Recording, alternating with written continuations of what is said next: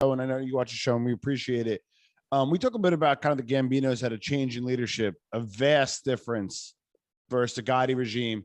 Sicilians, old school, head down, make money.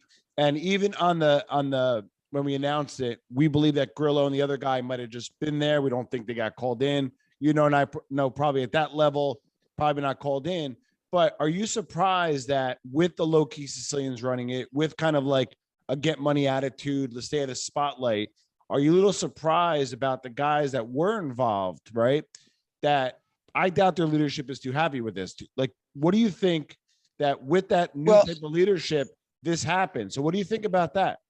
I think that the leadership obviously doesn't matter why they were there. I don't think they were there for me either. But if they were or weren't, that's not the issue. Yeah. The issue is when they're talking about guys like Danny, why aren't they knocking on Gotti's door? 3 guys, whether you got to go to jail or not, and tell them it stops.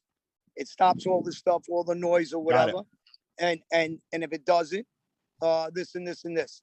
Now, I'm not advocating violence. I'm advocating why aren't they handling business as gangsters as they used to. I'm also saying I don't have nothing bad to say about Grillo or any of these guys. I don't care about the positions. It's not important to me. Yeah.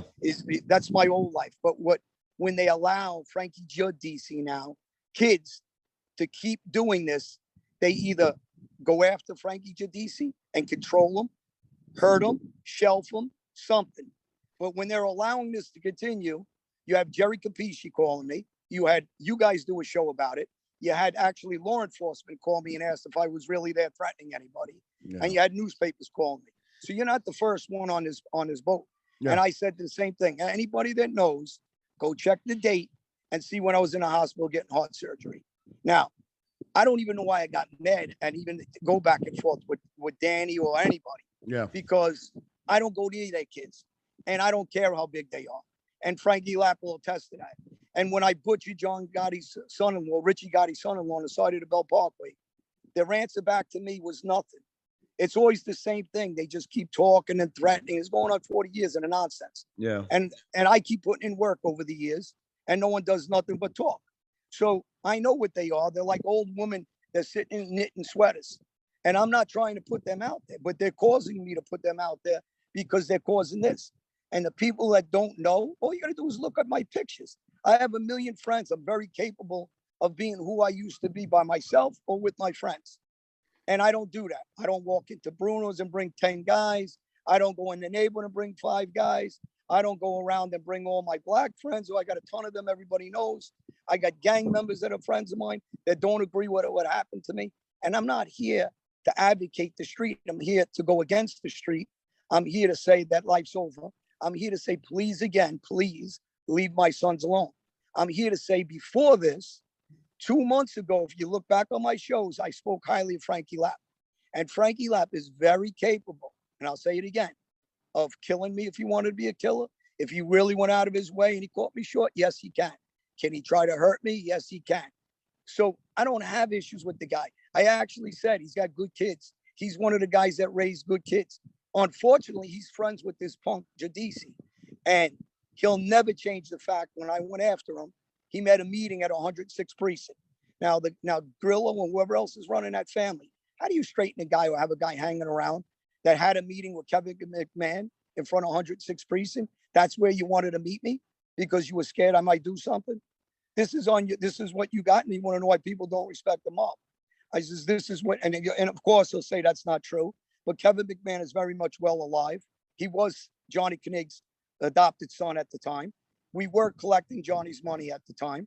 And the same thing that happened with Frankie Lapp was the same reason.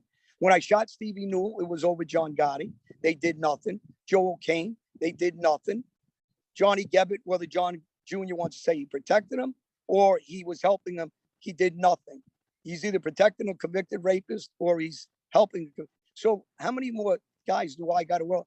Well, Ronnie Warnham at JoJo's Bookmaker in Valley Stream that Larry Cuccarelli set up for me. Well, John, let me redirect for 1 second because I wanna get you back to your margaritas as quickly as we can. We're in a situation where something obviously happened. You're saying, hey, you know what? Leave us alone. What's the message to your kids? Just back off, or what did you say at the time, and what are you saying to them now? My kids never get involved in this. Not in my life ever. Okay. Anything that happened with my kids, I was in, my kids had the last incident in Bounce.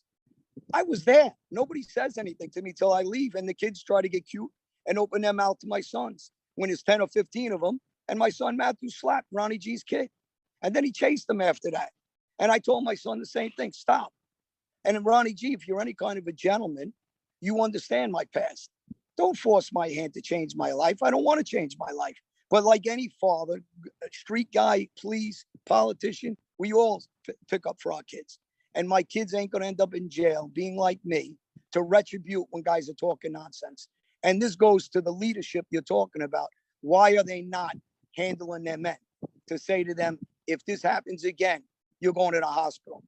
You know, why aren't they telling them? And my kids ain't gangsters. I got friends that are still on the street.